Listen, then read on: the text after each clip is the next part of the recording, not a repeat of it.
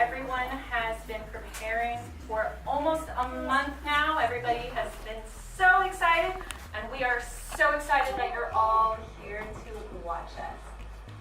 All right, would my announcers please step up, and we will begin.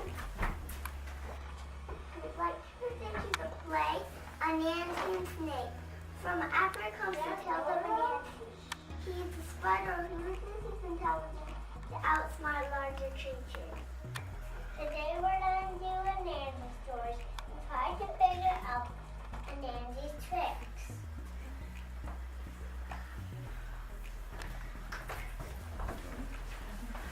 Now, Tiger was the undisputed king of the forest. Tiger lilies were named after him. Tiger moths were named after him. And the stories of the forest were called tiger stories. Anansi was a nobody in the forest hierarchy. When the animals all gathered together, they would ask questions like, Who is the strongest animal? and Who is the bravest? all together they would say, Tiger! and just to poke fun, they would say, Who is the weakest? like a choir, they would all sing out, Anansi! well, Anansi got sick and tired of it all. One day he met Tiger face to face in the forest. Anansi bowed low to Tiger, but Tiger did not acknowledge Anansi in the least. He had no time to waste on such an insignificant speck. Tiger, you have it all. Can you just eat it and have one thing named after me? Tiger wanted to ignore Anansi, but his curiosity got the better of him. Just what is it that you want to be your name, Anansi? Miss Stories, I want them to be called Anansi Stories. Now, Tiger loved those stories and did not intend to give them up to this crawling nobody. Still, even the king of the forest needs a laugh sometimes. So he said to Anansi, If you can do one small thing for me, I will let you call the stories Anansi Stories. Or what other names you like. What one thing would that be, Tiger? Just capture Snake for me at the end of the week. Then all the stories will be called Anansi Stories forevermore. good thing Anansi had 8 legs to stand on, because at least 4 of them buckled at the same time. Snake was not your flimsy garden variety snake. Snake of the jungle was big, very big. And Anansi was small, very small. But Anansi could think big. So he said, I'll do it. at that there was a huge burst of laughter from all of the other animals who had been listening to the conversation. They all went home, tears of amusement rolling down their faces. Anansi went home very worried, but he was thinking. On the next day, Anansi went on a trail that he knew Snake traveled on every day. He made a large noose out of a strong vine and placed some of Snake's favorite berries inside of it. Then he hid in the bushes, holding the other end of the vine. Snake came slithering along the path. He saw the berries and his mouth watered, but he also saw the noose. So he laid the weight of his body on the vine and reached in to eat the berries quickly. Anansi tried and tried, but he could not pull the vine to close the noose. Snake's body was too heavy. On the next day, Anansi went a little further down Snake's favorite trail and dug a pit in the ground. He placed a luscious hand of ripe bananas in it and then smeared the sides of the pit with grease so that Snake would slip on it when he tried to get the bananas. Snake came along the path. He saw the bananas and his mouth watered, but he also saw the grease.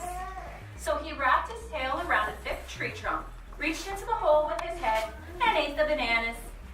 If he had lips, he would have licked them. He raised his head out of the pit, unwrapped his tail, and slithered away. On the next day, Anansi made a square trap out of sticks, with spaces on 3 sides and a door on the other. Then he put some mangoes inside. Soon, Piglet came along and went straight for the mangoes. Piglet didn't notice when Anansi shut the door behind him. Anansi figured that Snake could get inside the trap through the spaces, but he would be too fat to get out after he had eaten Piglet. Snake came along and saw Piglet. Piglet was so terrified when he saw Snake that he went berserk, squealing at the top of his lungs, and smashed the trap into pieces.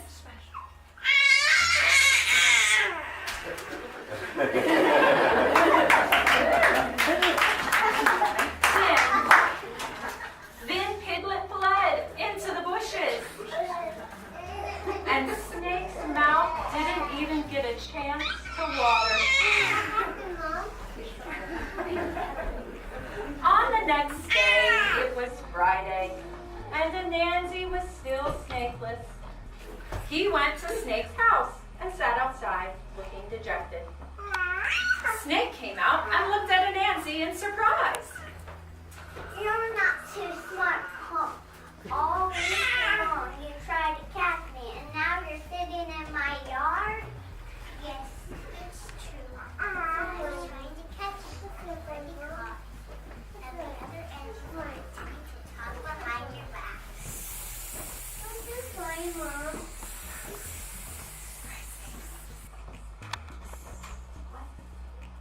What are you talking about, Anansi? What are you saying about me? Well, Snake, I really shouldn't be telling you, but they're saying that you believe you're the longest thing around and the shortest bamboo rubber is longer than you. Measure me, Anansi, measure me. Cut down the longest bamboo you can find and let me stop those backbiters. So Anansi ran and cut down the longest bamboo. He rested it on the ground, and Snake stretched out beside it. Call them, Anansi, call them. Let them see that nothing around here can harm me. Well, Snake, there's a problem. You look longer than a bamboo, but how come you don't roll it by your head? Crawling up to look bigger. And when I go down by a hill, you're not crawling. You're not shifting down on that end.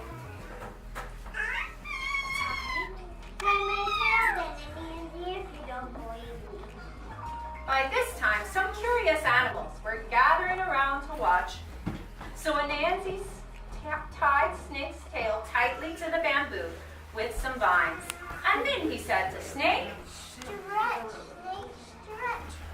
You're almost there. Just for your eyes, t-shirt, and you can't stretch anymore. Anansi had never seen a snake sweat before. Snake stretched until his eyes squeezed shut. And in a flash, Anansi had tied his head to the pole, and then his middle. Snake began to struggle as he realized what he got himself into. The animals who had been watching were silent. There was no laughing at Anansi this time. He had said he would capture Snake, and he did. And from that day to this, the stories have been called Anansi stories!